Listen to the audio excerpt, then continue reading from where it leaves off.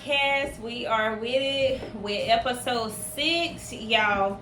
I hope y'all enjoyed the last episode, which would have been episode 5, with our special guest that we had and speaking about supporting and mainly just speaking around black-owned business. So y'all need to go and watch that video if you haven't already. Again, if you're new to the channel, make sure that you like, share, comment, subscribe, y'all. Subscribe. Show the support. As in the last video, we were saying, support each other. It does not cost a thing to support. Alright, so, and also, like I said too, I also be posting on the K for Key channel as well. So go over there and still show that page some love. If you haven't already, make sure that you subscribe to that page as well. Make sure that you go over, you comment, like, subscribe, turn on that bell so you don't miss a notification. Also, with Key's podcast, make sure that you turn on that bell so you don't miss an episode. Like I said, I am going to try to drop a video every day. If not every day, it will be every other day. And my videos come out at 12 o'clock p.m. Eastern Standard Time. Again, they come out at 12 o'clock p.m. Eastern Standard Time. So we're going to jump right into this episode. Again, this is episode 6. Today, I am going to be talking about the case about the perfect neighbor. And the reason I chose that topic is because it's a lot of information that I would like to produce and get out about that situation and make everyone aware of. Because, as I always say, with the information that I find out and that I'm able to, sit back and reflect on, I like to pass that information along and I like to speak on it. So if you haven't already, make sure that you tune in to Netflix and you watch the documentary of The Perfect Neighbor. Y'all, when I say my eyes was glued to that TV and my ears was tuned, baby, I'm telling you. Hold on, y'all. My little light cut off. Alright, sorry about that. So, when I tell you that I was sitting there and my eyes was glued to that TV and my ears was tuned, baby, my eyes was tuned. My eyes was tuned. My eye was glued to that TV, y'all. And the story started off exactly how I thought that it was going to end at the end. And I was thinking to myself, like, wait a minute, no, the roles, they switched. And I'm like, what in the world? But anyways, if you have already watched it, then you know what I'm talking about. If you haven't already watched it, don't walk. Please go and run over and watch that documentary. Because, baby, that's how some people is in this, like, around you. And you may not even know it. Because she was producing herself out there and making it known that she was that caring, and she didn't care. Anywho, jumping right into the subject. Okay, so it's the not colored lady stayed in a duplex, and I'm gonna say a duplex because I know that it's apartment, but it's still a duplex because, when you got the, like, individual side by side, it's not actually, like, buildings on top of buildings on top of buildings. It's a duplex.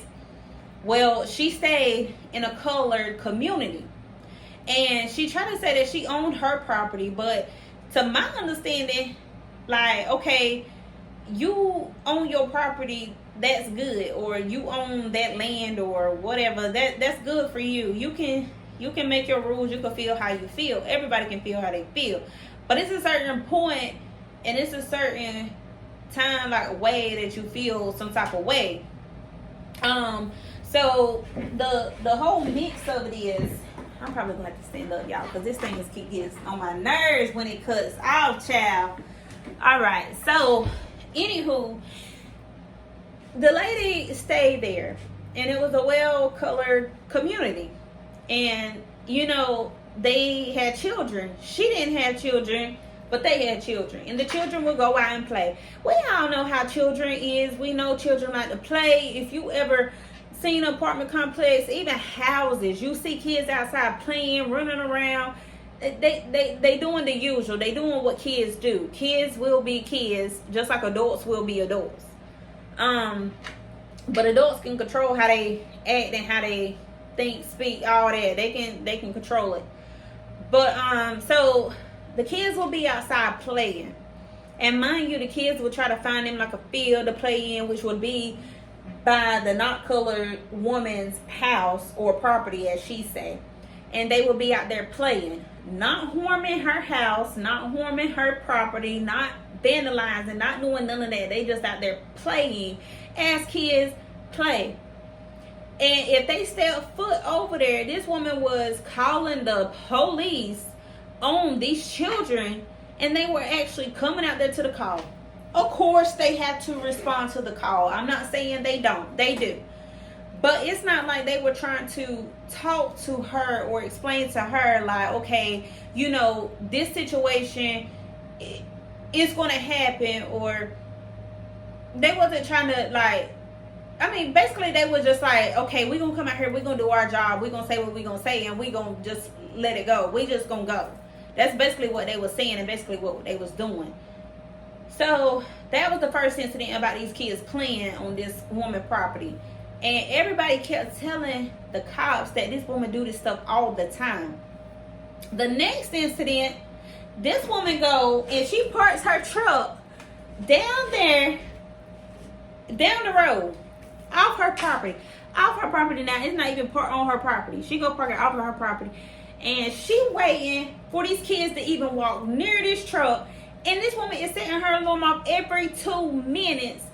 And then she claiming that the kids trying to steal her truck. Mind you, these children are 6 years old, probably 5, 6, 7, 8, 9, 10, 11. These children is between those ages. And she trying to say that these children is trying to steal her truck. When the police came out there, because of course she called the cops and said that the kids were trying to steal her truck because her truck alarm kept going off. Lady, you is in the house pressing your alarm, making your truck alarm go off. What is wrong with you? And the kicker of it is the kids even knew, because the police will come over there and ask them like, hey, are y'all trying to steal the truck? The little girl look at them and say, we can't even drive. We don't even know how to drive. What they gonna do? They can't drive. They don't know how to drive. They ain't thinking about stealing no truck. These kids thinking about playing. They thinking about playing like kids should be playing. Doing what normal kids do. They not out here getting in trouble or nothing else. And that goes back to my last episode about when I was saying about the support. Because at the same time, you got people that's ready to support when there's crimes going on, when there's killing, stealing. They ready to support that. But as soon as somebody doing something that they supposed to be doing, or they should be doing, or something that's making that person a better person or building that person up, guess what? They don't want to support that. They don't want to support that. They want to bring that down. They live in the moments to see that they're not going to let that happen. They're not going to let good happen. They're not going to let anything that's positive overcome anything. Like, they have so much to say about it. Anyways, going back, redirecting ourselves back. Okay, so like, it's just so funny. Like, and it's not funny to the point that I'm saying it's funny because it is. I'm saying it's funny to the point where you have to kind of laugh a little bit off, because it's like you feel yourself getting to the point where it makes you so mad, but you have to learn to control yourself and how to deal with things. Because, baby, if those was my children and my babies, child, and this mama right here do not play. Now, I pray about it first. I talk to the good Lord about it, but I'm telling you what, them precious, innocent babies, I'm not playing about. I'm not playing about them. I'm not playing about them. And the thing about it is, they kept going to tell their mama or their parents about what the lady was doing or what the lady had going on, because the lady was doing this to these kids, and no parents or no adults was like in her presence at the time until the children went and got them. Because of course, you know, the children letting the kids play, and the parents are either in the house or they're, I don't know, maybe sitting in the yard. I'm not sure. I mean, they was all standing around. It ain't like they was just not out there with the children. The children running around. I mean, the woman was just doing stuff, and they was having to come back and tell their mama. But what really got me about the incident is this woman, the incident that caused the situation to explode. And you got to think, all these calls that was made to the cops, you got to think about it. They were upset, but they never approached like the woman, or they never did anything to the woman, or they really never, I mean, they would exchange like words across where she could hear, like, you know, we all would kind of do, you know, out there loud talking to somebody or loud talking to police or something. You know, we out there expressing how we feel, and we trying to get the other person to hear. Now, they did do that, but they never physically like went to her and got into it. Now, what really was the kicker to where one of these parents was just fed up, because again, we jump back to how many calls were made. Numerous calls were made into this law enforcement. Now, I understand it's only so much that the law enforcement can do, and I understand it's only so much that as like how far they can take things. I get that. I understand that. But at the same time, when you see that it's a repetitive problem that's going on, and it's the same thing with the same person, and the same person doing the same thing, y'all got to look at the situation a little bit different and figure out like what can we do? What can we do to help? Because again, somebody gonna get tired. Somebody gonna get fed up, especially when somebody's children involved. Now, us as adults, we can take a little bit. Some of us, I ain't gonna say all of us, because some of us, we be ready to jump off the handle and go off the handle with any little thing. But some of us know how to take time, and you know, we sit back and we take a little bit of the heat, and we let it build up, and we still take it and still take it. Some of us ain't like that. I understand that. Everybody is different. But something should have been either talked about, or something should have been put in place for this situation, because they should have known, you know, if we're getting repeated calls like this, and we're getting complaints like this, and we have some angry people, you know, they're angry and they're getting upset, figure out what to do. Figure out something to do, because you know the situation gonna escalate. That's just like when kids is in school, when they getting mad at each other, and you know that they don't like each other, then you gonna separate them, because you know if you put them together, they gonna fight. That's just like with anything. If you know this person don't like you, or you know you gonna try to remove your situation because you know what the outcome gonna be. But none of that took place. They would just come, tell the woman, listen to the woman's side of the story, and be like, well, ma'am, it ain't too much we can do about it. She not on you. Now, if it was one officer there, I'm going to give her kudos. Because she looked at that woman. She was like, well, what's wrong with them playing? They ain't messing up nothing. Like, they're children. They're going to play. And she said it just like that. And that woman got mad and went in the house and turned her back on the police officer, because she wasn't getting her way. It wasn't going her way. Because the police officers, some of them knew, you know, like, it's not that serious. Like, why are you calling us? Why is you being like you being? So she goes back into the house with an attitude, because she's like, ain't no need to call y'all. Well, duh, because ain't nobody doing nothing to you, lady. Ain't nobody doing nothing to you. Child, if you don't get a life and go on about your business, ain't nobody doing nothing to you. You want to be that way because you want to be that way. You need to go sit down somewhere, and you need to be praying, or you need to be reading your Bible, because baby, ain't nobody doing nothing to you, and you got too much evil in your heart for no reason, especially towards children, baby. You got too much envy and evil in your heart. And I see that she must have had some nephews or grandkids or something, because they came in the end when she was getting her stuff, and they was with, you know, some of her family members, and I didn't see her getting mad because they was walking on her property. You know what it was?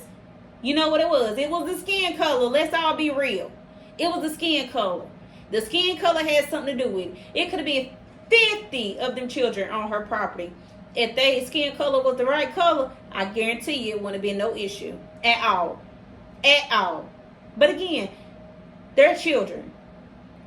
But that last incident that led up to where this woman, okay, I can't even with this woman. I cannot with you, Karen. Karen, you is a mess, child. And Karen, you something wrong with you. And you know better, Karen. Karen, you know better. Anywho, Karen made me so mad, y'all. Who, child.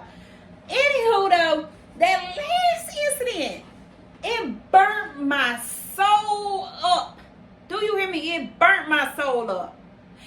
That baby, and I call them babies because children, they are babies. But that baby forgot his tablet over there. And it's not necessarily over there at her house.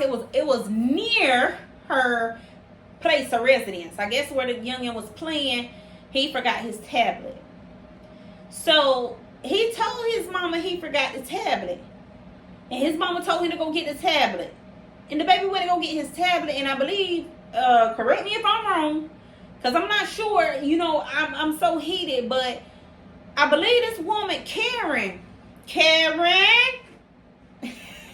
Oh, Karen. I think Karen threw a roller skate at that baby. Or threw something at that baby. Or said something to that baby. I know she said something to that baby. And that baby went home and told his mama. And you know what his mama did? Just what a parent should do. Because them police officers ain't doing nothing. And them parents is sick and tired. And you know what that mama did that night? That mama went over there and she was standing up for her baby. And she didn't do nothing but knock on the door. She was knocking on the door, telling that woman to come outside. Because she wanted to tell that woman a piece of her mind. And maybe she did say a few exchange words like, I'll beat your tail, or I'll do this or something. Maybe she did because she was heated. Baby, you just mess with somebody youngins. Baby, you brave. You real brave, because that couldn't... Baby, you brave. Karen, sit down. Karen, stay where you are. Karen, don't play with everybody like that. Anyways, this Karen, that parent went over there to take up her baby, and she was just knocking at the door, banging at the door. Mind you, Karen inside the house with the door locked, ain't coming to answer the door, and the lady standing outside steady banging. Now, Karen, you done call this police how many times? For no reason at all? But you didn't call the police that night and say this woman was banging at your door. That woman didn't call the police until guess what? She went and got her shotgun and she shot through the door. And it hit the woman. Now how we talking? Because baby, any other time you run into that phone. So the first knock, Karen, you should have been on that phone and been calling 911 and telling them the situation. Now am I right or am I right?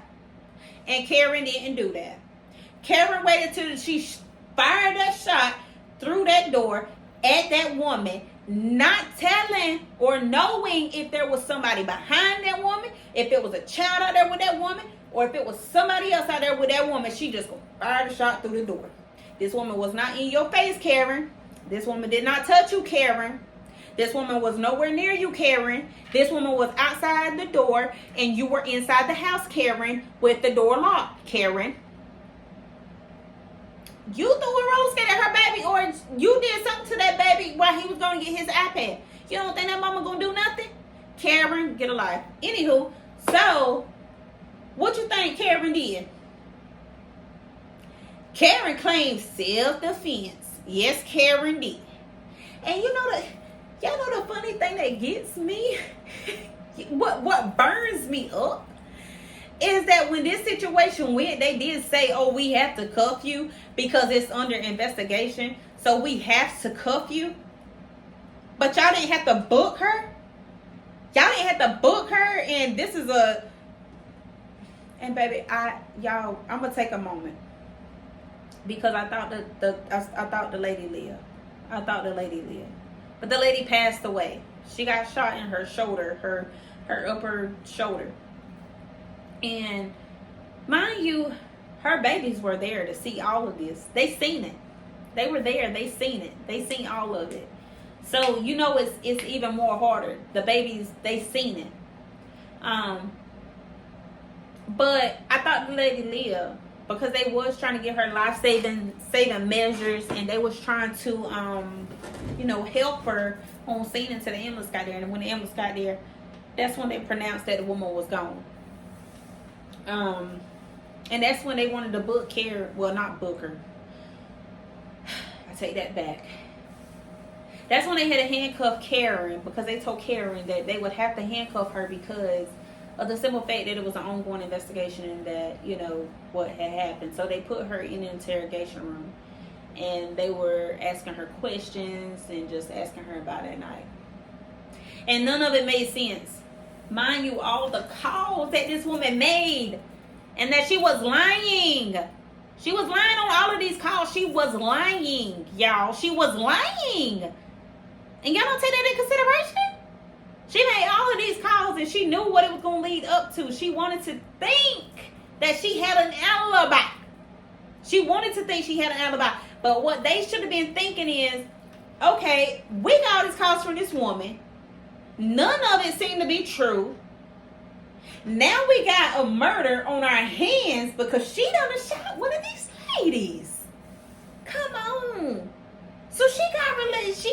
After they questioned her, she was able to go, and they escorted her back as they should, because baby, she had a lot of people that was up in the roar and they were mad.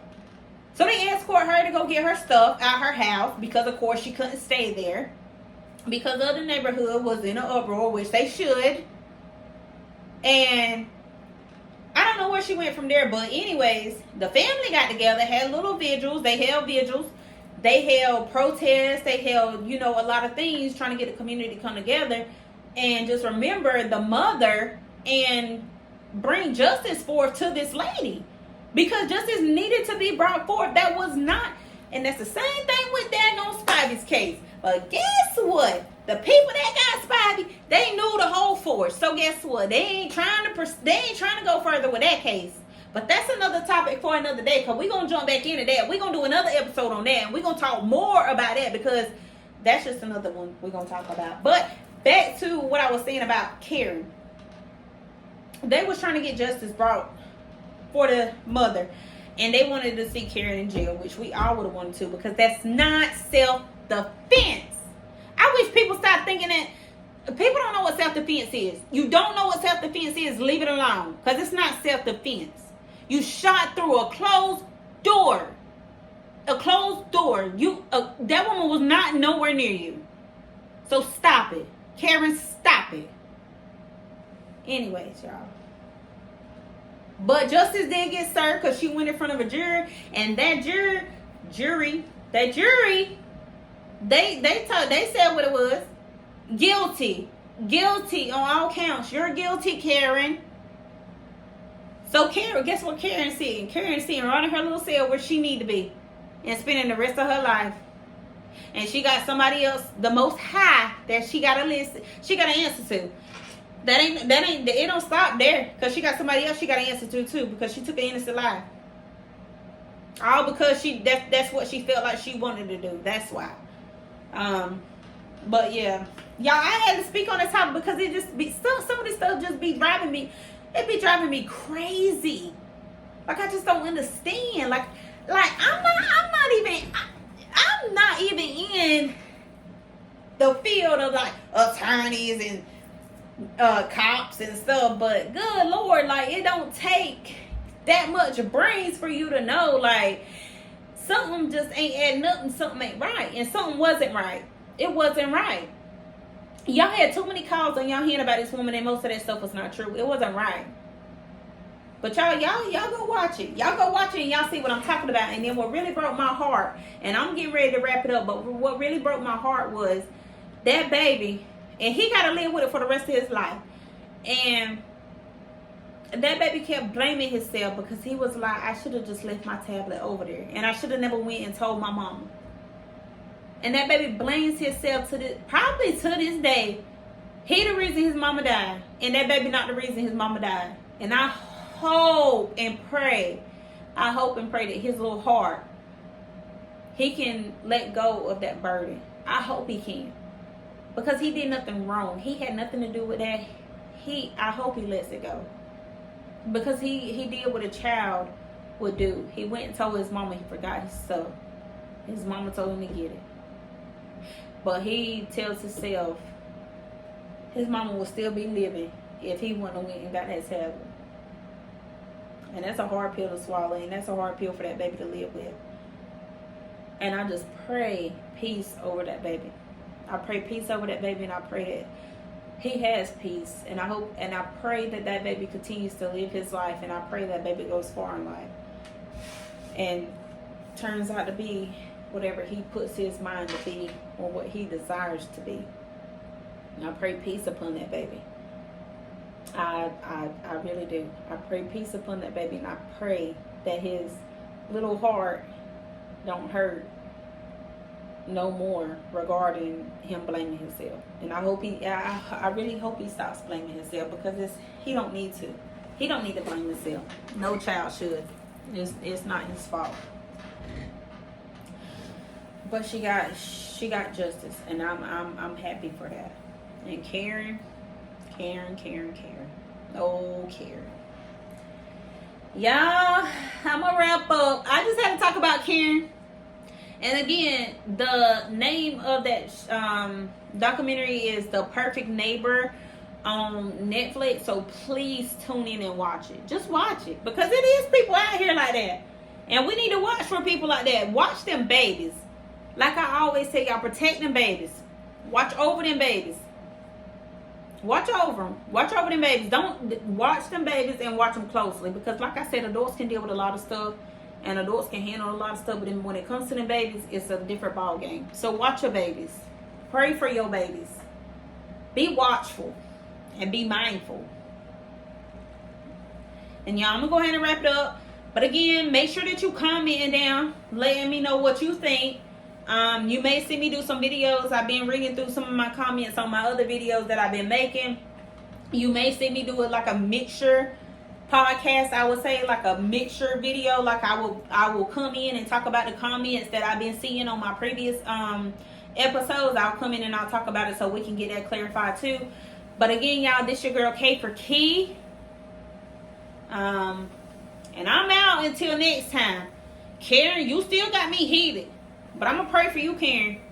But y'all, again, this your girl K for Key, and I'm out with this episode. And until next time, I love y'all. And y'all always know I ended out saying, stay prayed up, y'all. And again, make sure you subscribe. Don't miss no video.